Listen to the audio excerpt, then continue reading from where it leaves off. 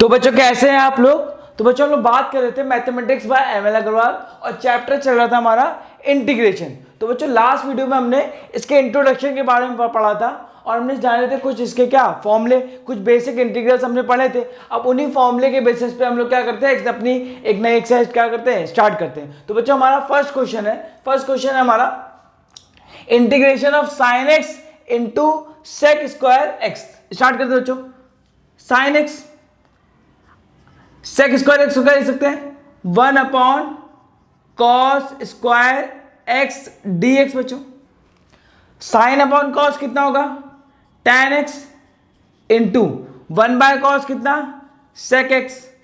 और बच्चों हम लोग फॉर्मूला पढ़ के आ रहे हैं कि integration of sec x into tan x d x होता है कितना बच्चों, सेक एक्स प्लस सी। तो ये फॉर्मूला जो है अप्लाई करें, तो अप्लाई करें फॉर्मूला, तो sec x into tan x dx कितना होगा, sec x प्लस सी।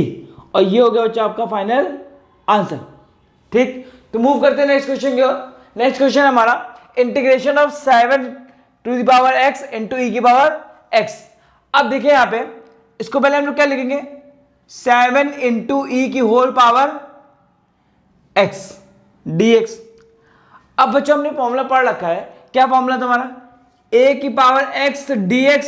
ये बच्चों कितना था, a की power x upon log a plus c। अब यहां ये पूरा का वैल्यू क्या है, कांस्टेंट, ये हमारा क्या है, a है। तो a की पावर x का लगाएं, a की power x upon log a। एक जगह कितना है 7 इंटू में e प्लस सी। और ये हो गया बच्चा आपका फाइनल आंसर। मूव करते हैं नेक्स्ट क्वेश्चन की ओर। नेक्स्ट क्वेश्चन हमारा 4 to the power x upon 9 to the power x। जैसे यहां फंक्शन मल्टीप्लाई में था वैसे यहां फंक्शन किस में, डिवाइड में। अगेन वही काम, integration of 4 upon 9 to the whole power x dx। Formula यही अप्लाई करेंगे। फॉर्मूला कौन सा अप्लाई करेंगे, a to the power x dx का इंटीग्रेशन कितना होता है, a की power x upon log a plus c. बच्चों अप्लाई करें यहां पे, तो एक जगह कितना है 4 अपॉन 9, तो 4 upon 9 to the whole power x upon log 4 upon 9 plus C. और ये हो गया बच्चों आपका फाइनल आंसर। नोट करिए पार्ट। तो मूव करते हैं नेक्स्ट क्वेश्चन की ओर। तो बच्चों नेक्स्ट क्वेश्चन है हमारा integration of sine x upon 1 minus sine square x. तो बच्चों सबसे पहले यहां पे हम लोग अप्लाई करेंगे एक फॉर्मूला।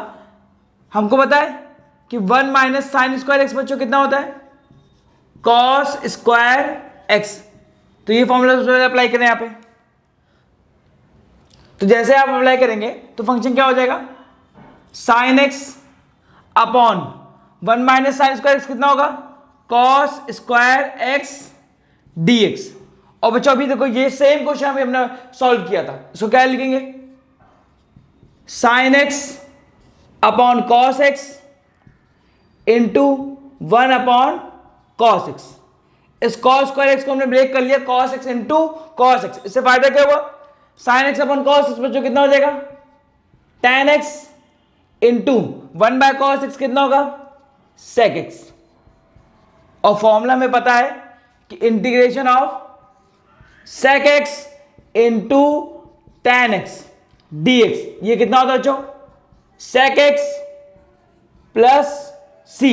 ये फॉर्मूला अप्लाई करें तो फाइनल आंसर कितना है, sec x प्लस c। और ये हो गया बच्चों का फाइनल आंसर। नोट करें इसको।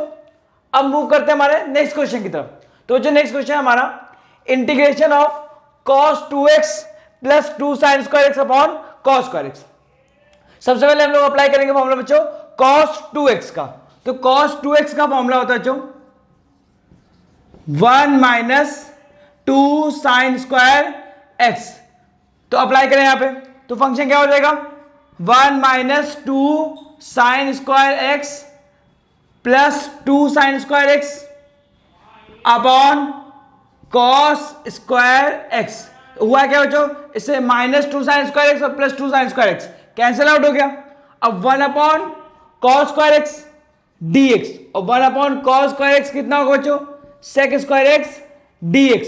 और फॉर्मूला में पता है कि integration of sec square x dx ये कितना होता है, tan x प्लस सी।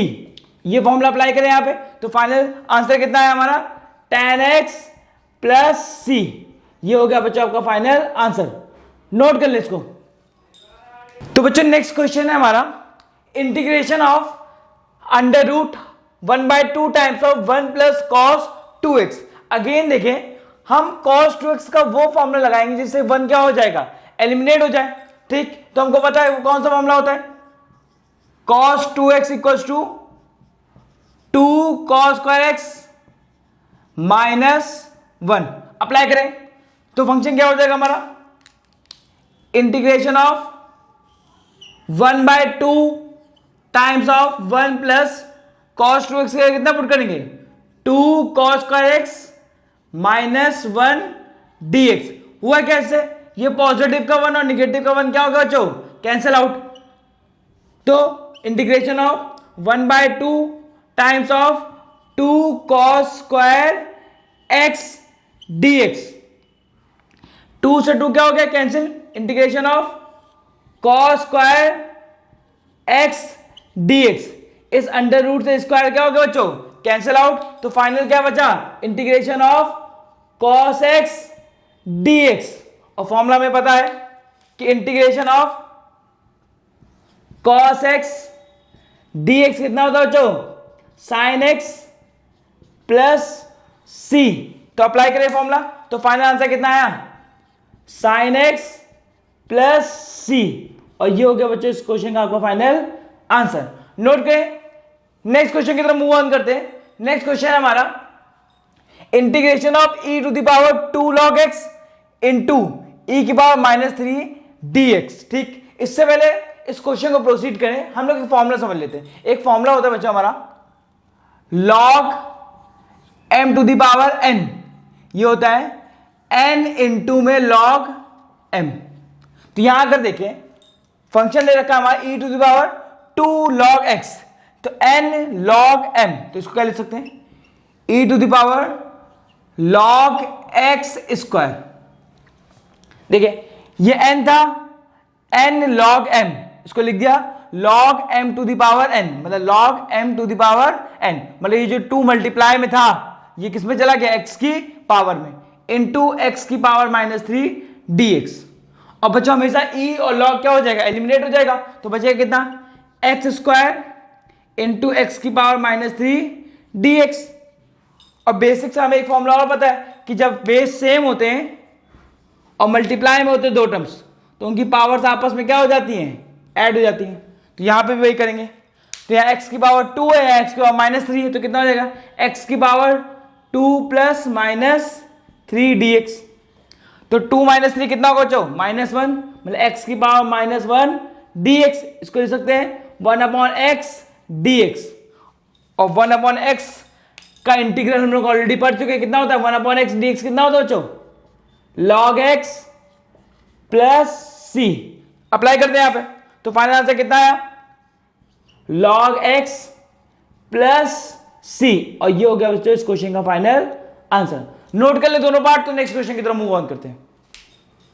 तो बच्चों नेक्स्ट क्वेश्चन हमारा integration of 5 to the power 2 log x with the base 5। अभी तक इससे पहले वाले क्वेश्चन में हमने किया था वहां पे log का बेस नहीं दे रखा था, वहां हमने बेस कितना काउंट किया था, e। जब कुछ भी बेस ना दे रखा हो तो वहां आप क्या काउंट लेके चलेंगे, e। बट यहां बेस दे रखा है log x with the base 5।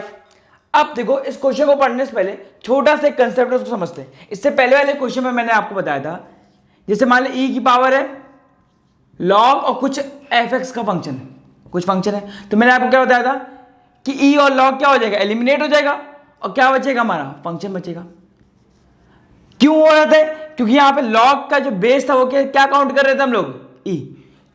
Base जो log का बेस है वो भी e है और जो फंक्शन ये log का जो फंक्शन दे रखा है ये भी किसकी पावर में, e। इसीलिए ये e और log क्या हो गया, एलिमिनेट हो गया और क्या बचा हमारा फंक्शन। बट अगर ऐसा हो यहां बेस कुछ और हो और यहां पावर कुछ और है तब ये e और log एलिमिनेट नहीं होगा।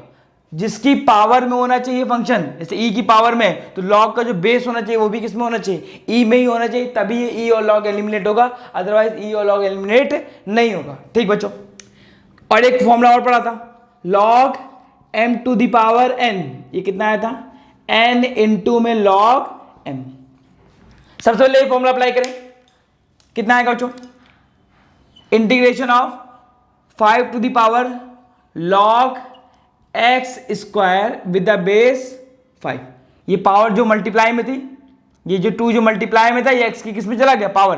देखो n log m, क्या लिखा, log m to the power n, जो 2 मल्टीप्लाई में था किसके में चला गया, x की पावर में। अब देखें ये लगा यहां पे, अब यहां पे देखें पिछली बार क्या था, e था, इस बार देखें पावर किसकी है, 5 की, और log का जो बेस है वो भी कितना है, 5।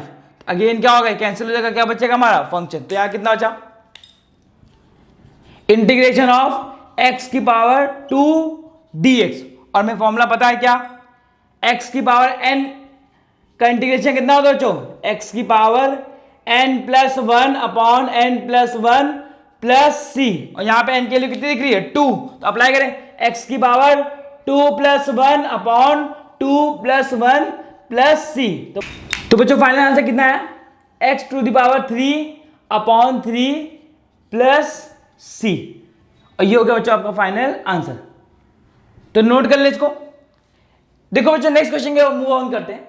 अगेन देखिए कंसेप्ट सेम लगेगा, अभी हमने पढ़ा लॉग का जो बेस होना चाहिए, लॉग उसी की पावर में होना चाहिए। अगर बेस यहां पे 5 है तो पावर भी किसकी होनी चाहिए, 5 की। बेस अगर ई है तो पावर भी किसका होना चाहिए, ई का। अब यहां बेस कितना बच्चों, 4, तो पावर भी किसकी होनी चाहिए, 4 की होनी चाहिए। तो कन्वर्ट करते हैं इसको, देखो इसको हम लोग लिख सकते हैं integration of 4 to the power 1/2 लिख सकते हैं। अंडर रूट 4 है, अंडर रूट 4 की वैल्यू कितनी होती है, 2, बाकी एज इट इज नोट कर लें, log x with the base 4। तो सबसे पहले तो ये फॉर्मूला अप्लाई करेंगे, log m to the power n कितना है, n log m, तो क्या अप्लाई करेंगे, log m to the power n equals to n into में log m। बच्चों अप्लाई किया यहां पे, तो देखिए यहां पे n क्या है 1/2, फिर log m क्या है x, तो मतलब जो ये जो 1/2 है मल्टीप्लाई में, ये x की किस में चला जाएगा, पावर में लगाए। तो integration of 4 to the power log x की power 1/2 with the base 4।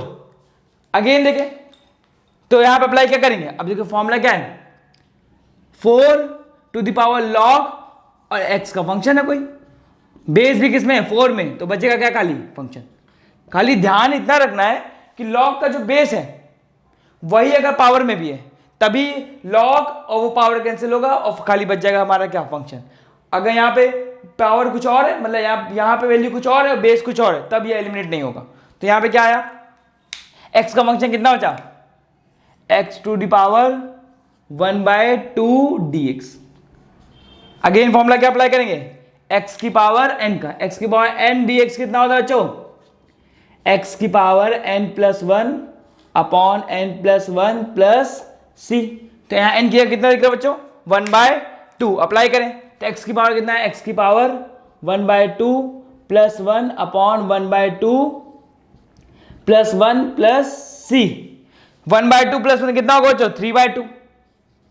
x की पावर 3/2 अपॉन 3/2 प्लस c, ये 2 ऊपर आएगा तो कितना आएगा final answer, 2/3 x to the power 3/2 plus c, और ये हो गया बच्चों आपका फाइनल इस क्वेश्चन का आंसर। और इसके साथ ही ये एक्सरसाइज हमारी क्या होती है, कंप्लीट होती है।